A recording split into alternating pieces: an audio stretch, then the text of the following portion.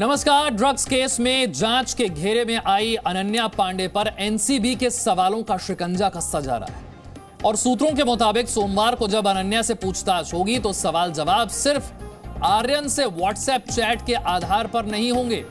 इस पूछताछ में एनसीबी अनन्या से सस्पिशियस फाइनेंशियल ट्रांजैक्शंस, आरोपियों के स्टेटमेंट और इलेक्ट्रॉनिक एविडेंस को लेकर भी पूछताछ करेगी।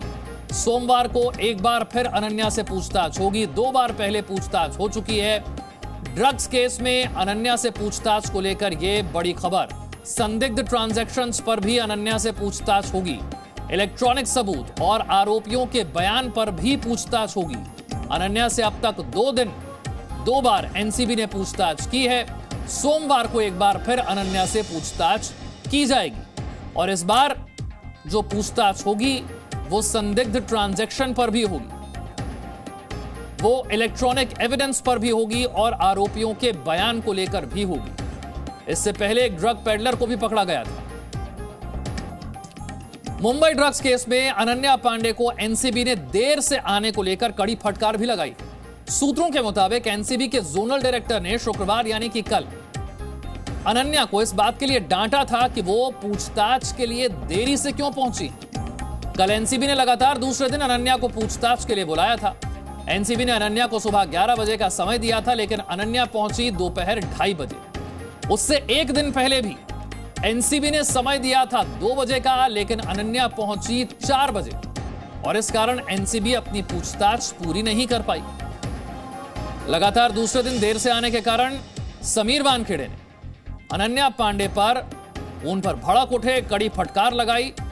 राकेश त्रिवेदी और जानकारी के साथ हमारे साथ है। राकेश, हमने 2 बार देखा, दोनों बार पूछताछ के लिए 2 से ढाई घंटे देरी से आई अनन्या और इसी वजह से एनसीबी के जो सवाल थे, जो पूछताछ थे, वो पूरी नहीं हो पाई। जी बिल्कुल, यही वजह है और साथ ही साथ दूसरी जो कानूनी नियम है कि किस तरीके से शाम होने के बाद, सूर्यास्त होने के बाद महिलाओं से जो है वो पूछताछ नहीं की जाती बिना उनकी इजाज़त के। अगर वो अपनी कंसेंट पे अगर साइन कर देते हैं तो उनसे पूछताछ की जा सकती है, लेकिन चूंकि अनन्या पांडे दोनों ही दिन देरी से पहुंची थी, इसीलिए ये जानकारी हमें जो है सूत्रों से मिली कि समीर वानखेड़े जो जोनल डायरेक्टर है, जो पूछताछ कर रहे थे, उन्होंने ये भी कहा कि ये कोई प्रोडक्शन हाउस नहीं है, ये एक सेंट्रल एजेंसी का दफ्तर है और आपको यहाँ पर पूछताछ के लिए समय पे आना चाहिए था, अगली बार आप समय पे आइए। और यही वजह है कि जब दूसरे दिन भी क्वेश्चनिंग कंप्लीट नहीं हो पाई, इसलिए उन्हें एक बार फिर से समन जारी किया गया है सोमवार के लिए। अब सोमवार को जब वो आएंगी और अब तक की इस जांच में कौन कौन सी चीजें बरामद हुई हैं, इस पर बातचीत करने के लिए मेरे साथ मेरे सहयोगी अंकुर त्यागी हैं। अंकुर, मैं आपसे जानना चाहूंगा, इलेक्ट्रॉनिक डिवाइसेस की कुछ डिटेल सामने आ गई हैं और मंडे को जो उनसे पूछताछ होने वाली है उसको लेकर के क्या जानकारी आपके पास? देखिए, 7 ऐसे इलेक्ट्रॉनिक गैजेट्स हैं जिनको फिलहाल फॉरेंसिक जांच के लिए भेजा गया है। इसमें मोबाइल हैं, लैपटॉप्स हैं, टोटल 7 हैं। ये जो डेटा है, ये एनसीबी सोर्सेस इस चीज को कंफर्म कर रहे हैं। अब अंदाजा उनको ऐसा लग रहा है, सोमवार तक को इसलिए बुलाया गया है, 2 दिन की पूछताछ के बाद 2 दिन का गैप है, एनसीबी अपनी तरफ से तैयारी कर रही है। अभी तक जो बातचीत हो रही थी वो व्हाट्सएप चैट्स के बिहाफ पे हो रही थी, उसी को लेकर पूरा आधार बनाकर पूछताछ हुई है। लेकिन अब जब जाएंगे सोमवार को, तब जो बाकी के आरोपी हैं उनके जो बयान अभी तक निकल के आए हैं, जिन सस्पिशियस फाइनेंस जो ट्रांजेक्शन्स की बात की जा रही है, उनको लेकर पूछताछ होगी। इसके अलावा इलेक्ट्रॉनिक एविडेंसेस जो हैं, अंदाजा इस बात का लग रहा है कि जो मैसेज फिलहाल जो इलेक्ट्रॉनिक गैजेट्स को फॉरेंसिक जांच के लिए भेजा गया है, अगर वहां से कुछ रिट्रीव होकर आ जाता है मैसेजेस की शक्ल में या व्हाट्सएप मैसेज की शक्ल में, उसको भी उस जांच का हिस्सा बनाएंगे। फिर पूछताछ का आधार जो है वो और ब्रॉडर प्रोस्पेक्टिव हो जाएगा। यानी अंकुर, यहाँ पर आप ये भी बता गए हैं, एक बड़ी बात ये भी बता गए हैं कि ये जो पूरा इन्वेस्टिगेशन है अनन्या पांडे को लेकर के, ये सिर्फ व्हाट्सएप चैट्स पे आधारित नहीं है, कुछ और भी इंपॉर्टेंट सॉलिड लीड्स एनसीबी के पास हैं। बिल्कुल, मैं जैसे बता रहा हूं कि अब बहुत ब्रॉडर पर्सपेक्टिव पे बात हो रही है। अब बाकी के जो आरोपियों से भी अभी तक जो स्टेटमेंट निकल के आए हैं, वहां पर जाकर भी क्रॉस क्वेश्चनिंग होगी। 2 दिनों का टाइम इसीलिए ही लिया गया है कि एनसीबी अपनी तैयारी फुल प्रूफ करना चाहती है। जब अगली बार सोमवार को सुबह 11 बजे के करीब ये दोनों आमने सामने बैठेंगे, एनसीबी के अधिकारी और अनन्या पांडे, तो बहुत कुछ होगा जिसको एनसीबी जानना चाहेगी अनन्या पांडे से। तो एक तरफ सोमवार को होने वाली ये पूछताछ, दूसरी तरफ तरफ मंगलवार को बॉम्बे हाईकोर्ट में होने वाली आर्यन खान की जमानत याचिका पर सुनवाई।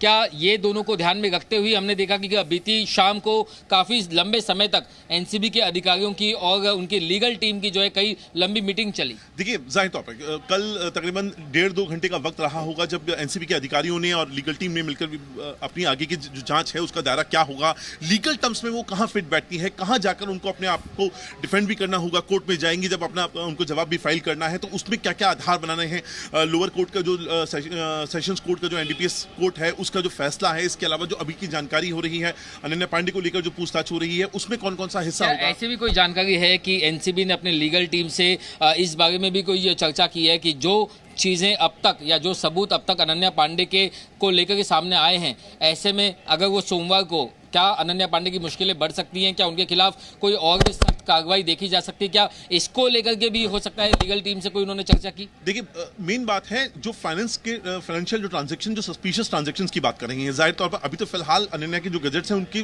फॉरेंसिक जांच चल रही है, लेकिन जो दूसरे गैजेट से निकल कर आया है उनसे अनन्या का क्या कनेक्शन है, सबसे बड़ी बात है। अनन्या कह रही है कि मैं सप्लाई कर, मैं अरेंज करके देती हूँ अगर गांजे की बात हो रही है, तो वो उसका सप्लाई चेन क्या था, क्या वो डायरेक्टली टच में थी, क्या उनके मोबाइल से कुछ पेमेंट हुए हैं, उसमें ऐसी बहुत सारी जानकारियां। तो मैं यहाँ पर आपको ये बता दूं कि ये तमाम जो जानकारियां हैं ये एनसीबी के सूत्रों के हवाले से सामने आ गई है, लेकिन अब तक इस मामले में अनन्या पांडे और चंकी पांडे, उनका परिवार पूरी तरीके से खामोश है, उनका वर्जन जो है वो अब तक सामने नहीं आ पाया। और बतौर एक जिम्मेदार चैनल होने के नाते जब भी उनका वर्जन हमारे सामने आएगा हम उनका पक्ष भी हमारे दर्शकों के सामने रखेंगे। जी, बहुत बहुत शुक्रिया राकेश और अंकुर इस तमाम जानकारी के लिए। और इससे पहले हमने आपको बताया था कि किस तरीके से फटकार भी लगाई गई थी समीर वानखेड़े की तरफ से, क्योंकि अनन्या देरी से पहुंची थी दोनों दिन पूछताछ के लिए। ड्रग्स केस में आर्यन के बाद अब अनन्या पांडे से एनसीबी की पूछताछ है। अब तक एनसीबी ने अनन्या से 6 घंटे की पूछताछ की है। अब एक बार फिर सोमवार को अनन्या को एनसीबी के दफ्तर बुलाया गया है और इस पूछताछ में भी बार बार एक ही बात निकलकर सामने आ रही है और वो है व्हाट्सएप चैट। रिया चक्रवर्ती से लेकर आर्यन खान तक एनसीबी को कई जानकारियां मिली हैं, मगर इस पूरे मामले में एनसीबी और एनसीपी के बीच भी एक जंग चल रही है।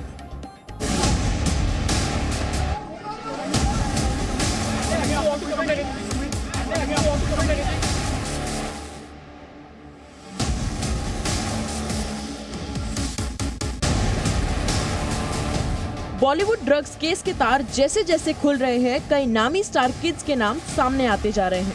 आर्यन खान से शुरू हुई इस ड्रग्स मंडली की कहानी फिलहाल अनन्या पांडे पर आके रुकी है।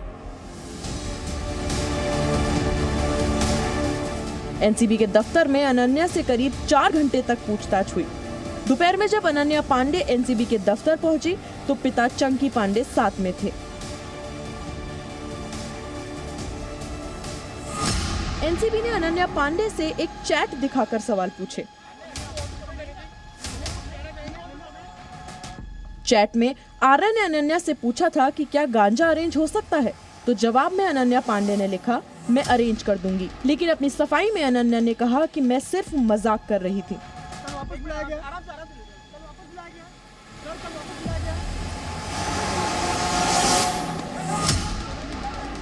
सूत्रों के हवाले से खबर ये भी है कि अनन्या ने एनसीबी को बताया कि वो सिगरेट के बारे में बात कर रही थी। अपनी सफाई में अनन्या ने ड्रग्स लेने या फिर किसी पेडलर को जानने से भी इनकार कर दिया है। अब सोमवार को एक बार फिर अनन्या से पूछताछ की जाएगी।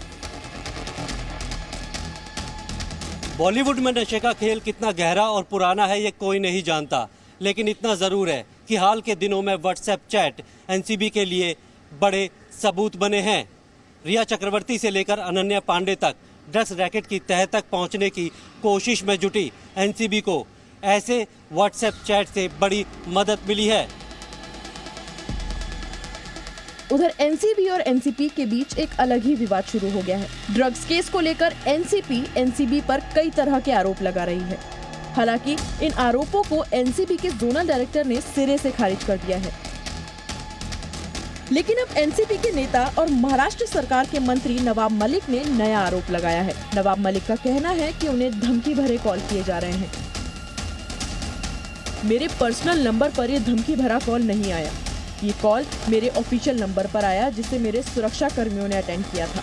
राजस्थान से धमकी देने वाले शख्स ने कहा कि वानखेड़े का पीछा छोड़ दो, वरना उड़ा देंगे तुम्हें। मैं पुलिस को लिखित में शिकायत देने जा रहा हूँ। लेकिन इस बार किसी भी मामले में एनसीबी के जोनल डायरेक्टर समीर वानखेड़े ने कुछ भी कहने से इनकार कर दिया है। आज जो पूछताछ हुई उसके बारे में कुछ क्या बताएंगे? सर, इस बारे में कुछ ज्यादा जानकारी नहीं देंगे आपको, क्योंकि इन्वेस्टिगेशन जारी है, तो कुछ भी कहना मुश्किल। शुक्रवार को पूछताछ से पहले एनसीबी ने मुंबई के एक ऐसे ड्रग पेडलर को पकड़ा जो आर्यन खान और अनन्या पांडे की बीच की कड़ी बताया जा रहा है। इसके अलावा एनसीबी ने गुरुवार की ही रात उस आरोपी के पास से कुछ बरामदगी भी की है। पकड़े गए शख्स का कनेक्शन आरोपी अजित कुमार, आर्यन खान और अरबाज मर्चेंट से भी पाया गया है। माना जा रहा है कि एनसीबी की कार्रवाई की जद में बॉलीवुड के कुछ और चेहरे भी सामने आ सकते हैं। अब सोमवार को अनन्या पांडे को एक बार फिर एनसीबी के सामने पेश होना है और इस बार एनसीबी शायद उनके सामने और भी कड़े सवालों के साथ बैठे। लेकिन बड़ा सवाल ये है कि क्या अनन्या पांडे के पास एनसीबी के सवालों का जवाब होगा? अमित राम से राजीव रंजन और अंकुर त्यागी के साथ Rakesh Trivedi, Zee media, Mumbai. Presenting B News app available on Google Play and App Store. Download it now.